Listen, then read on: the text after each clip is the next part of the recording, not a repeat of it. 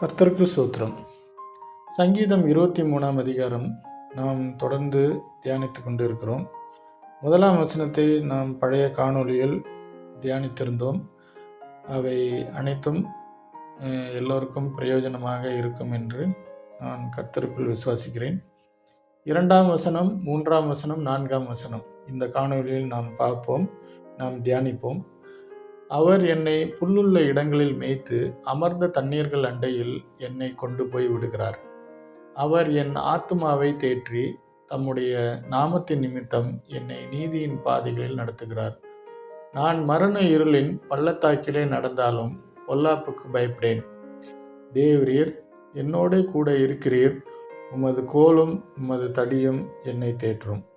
கர்த்தர் நம்முடைய மேய்ப்பராய் இருப்பதினால் நமக்கு விசேஷித்த ஆசீர்வாதங்கள் உண்டு. அவை கர்த்தர் நம்மை புல்லுள்ள இடங்களில் மேய்க்கிறார். கர்த்தர் நம்மை அமர்ந்த தண்ணீர்கள் அண்டையில் கொண்டு போய் விடுகிறார். கர்த்தர் நம்முடைய ஆத்துமாவை தேற்றுகிறார்.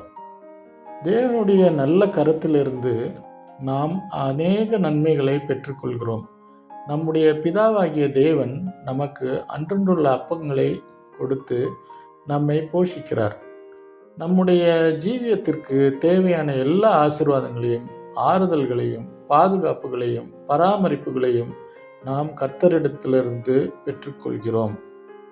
கர்த்தர் தம்முடைய பிள்ளைகளை கரம் பிடித்து வழிநடத்துகிறார். புல்லுள்ள இடங்கள் எங்கே இருக்கிறது என்பது கர்த்தருக்கு தெரியும். நாம் கர்த்தருடைய கரங்களிலிருந்து நன்மைகளை பெற்றுக்கொள்கிறோம். நாம் அனுதினமும் தேவனுடைய நன்மைகளை ருசி பார்க்கிறோம். நமக்கு உலக பிரகாரமான ஐஸ்வர்யமும் கொஞ்சமாய் இருக்கலாம். ஆனாலும் கர்த்தர் நமக்கு கொடுக்கிற புல்லுள்ள இடங்கள் திரளாய் இருக்கும். கர்த்தர் நம்முடைய ஆத்துமாவை தேற்றுகிறார். நம்முடைய ஆத்துமாவுக்கு எப்படிப்பட்ட வேதனைகள் வந்தாலும் கர்த்தரே நமக்கு ஆறுதலாகவும் தேறுதலாகவும் இருக்கிறார்.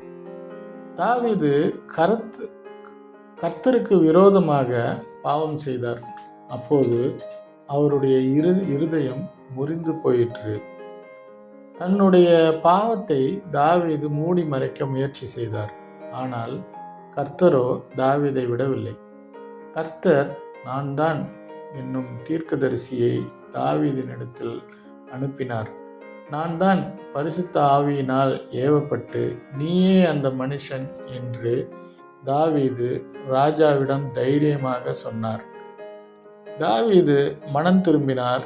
கர்த்தர் அவருடைய ஆத்துமாவை அழிந்து போகாதபடிக்கு பாதுகாத்து கொண்டார். அவருடைய ஆத்துமாவை தேற்றினார். தாவீதுக்கு பல சமயங்களில் மரண ஆபத்து உண்டாயிற்று. பல சமயங்களில் அவர் நெருக்கப்பட்டார். ஆனாலும் கர்த்தர் தன்னோடே கூட இருக்கிறார் என்னும் நம்பிக்கை தாவீதின் உள்ளத்தில் உறுதியாக இருந்தது. இந்த விசுவாசத்தோடு நான் மரண இருளின் பள்ளத்தாக்கிலே நடந்தாலும் பொல்லாப்புக்கு பயப்படேன் என்று சொல்கிறார். மரண ஆபத்து வந்தாலும் கர்த்தரே தாவீதுக்கு பாதுகாப்பாய் இருக்கிறார். எப்படிப்பட்ட ஆபத்துகள் வழியாய் தாவீது கடந்து செல்ல வேண்டியதாயிருந்தாலும் கர்த்தர் அவரோடு கூட இருக்கிறார். ஆபத்துகள் மத்தியிலும் மரண இருளின் பள்ளத்தாக்கிலும் மத்தியிலும் தாவீது பதட்டமில்லாமல் பயமில்லாமல் அமைதலாய் இருக்கிறார். தாவீது மரண இருளின் பள்ளத்தாக்கிலே நடந்தாலும் பொல்லாப்புக்கு பயப்படாமல் இருக்கிறார். இந்த பள்ளத்தாக்கு ஆழமானது, இருள் சூழ்ந்தது, அடர்ந்த வனப்பகுதியை போல் இருக்கிறது. ஆனாலும் பள்ளத்தாக்கில் கனி விருட்சங்கள் அதிகமாக இருக்கும். நம்முடைய போஜனத்திற்கு தேவையான கனிகள் எல்லாம் பள்ளத்தாக்கிலே கிடைக்கும். கர்த்தருடைய பரிசுத்தவான்களுக்கு மரணத்தின் பள்ளத்தாக்கு மெய்யாகவே ஆசீர்வாதமான பள்ளத்தாக்கு தான். மரண பள்ளத்தாக்கில் தான் கர்த்தருடைய பிள்ளைகளுக்கு மெய்யான ஆறுதல் உண்டு. இந்த வசனங்களை நாம் தொடர்ந்து தியானிப்போம்.